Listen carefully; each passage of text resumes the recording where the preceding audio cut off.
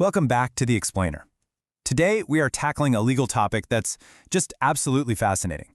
But honestly, it is fundamentally misunderstood online. I mean, if you read the forums, you'd think we're living in some sort of alternate legal universe when it comes to trusts.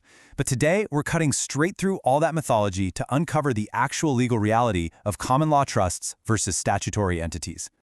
Okay, let's dive into this. Because this specific question right here, it's exactly what everyone online seems absolutely obsessed with asking. It's literally the debate that sparks those 1,000-comment threads. You know the one. Can a pure historical common law trust simply override modern statutory law? People will argue this endlessly, just assuming it's the ultimate legal trump card. But hold on, stop right there. That isn't the question courts ask. That whole internet-fueled approach, it completely misses the structural reality of our legal system. If you walk into a courtroom framing the world as this epic, gladiator-style battle between a common law trust and statutory law, you are fighting a battle that literally doesn't even exist. So we need to completely shift our perspective. We've got to pivot sharply to the reality of the actual courtroom.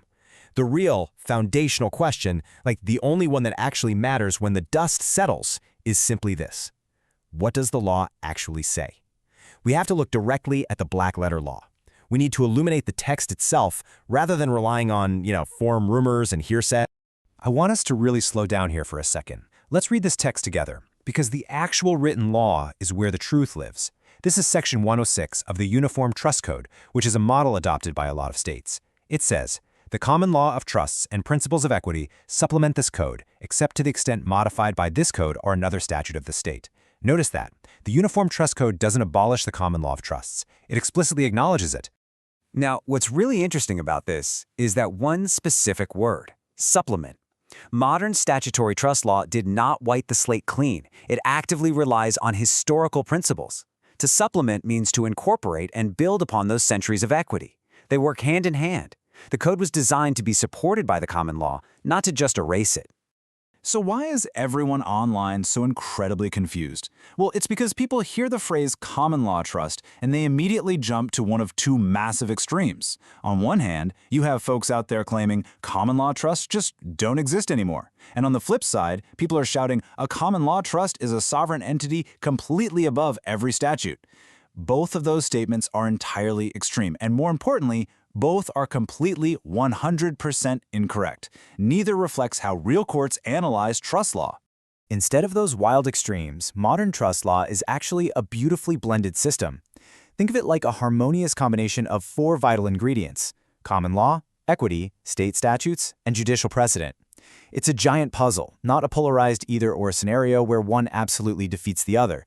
They are all just pieces of the exact same legal pie, working together to create a functional, breathing system. So the crucial point is this. The real legal question for any judge or attorney isn't about one system somehow conquering another. It is simply about determining which specific rule, from which exact slice of that pie we just talked about, governs a particular dispute. That is the actual data game work of law, figuring out how these overlapping rules apply to the highly specific facts sitting right in front of them. And hey, we don't even have to guess about this. The official commentary of the Uniform Trust Code explicitly confirms it. The commentary explains that the code is merely a codification of the areas of trust law that are most suitable for legislation. That's it. Everything else continues to be supplemented by the common law and principles of equity, drawing heavily on things like the restatements and state case law. That is a far, far cry from the internet claim that statutes just completely replaced equity. Let's transition over to the harsh reality of an actual courtroom for a second. Imagine walking up to a judge, slamming a heavy binder on the table, and dramatically declaring, "Your Honor, this is a common law trust." Let me tell you right now, you haven't proven absolutely anything. That phrase, it is not some magically legal shield that makes you untouchable.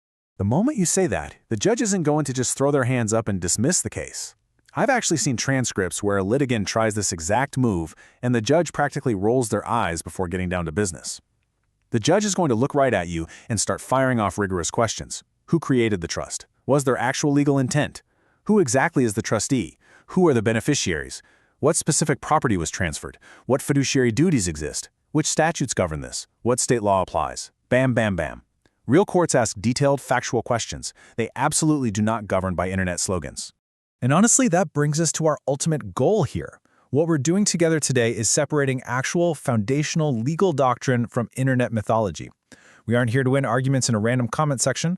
The goal is for you to truly, deeply understand how American trusts actually function in the real world. Let's move to our roadmap and see how this builds. Over our next several explainers, we are going to meticulously examine the restatement of trusts, uniform trust code provisions, varied state statutes, historical equity jurisprudence, and actual appellate decisions. We're going to build your understanding piece by piece straight from the primary sources. If there is one thing you take away from our time today, let it be this incredibly powerful guiding mantra. Read the law. Not the lore. Just let that sink in for a moment. Because the real law is absolutely fascinating once you strip away all the fiction.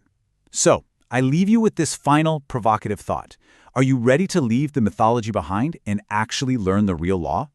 If you are, keep bringing that focus, and I will see you in our next explainer.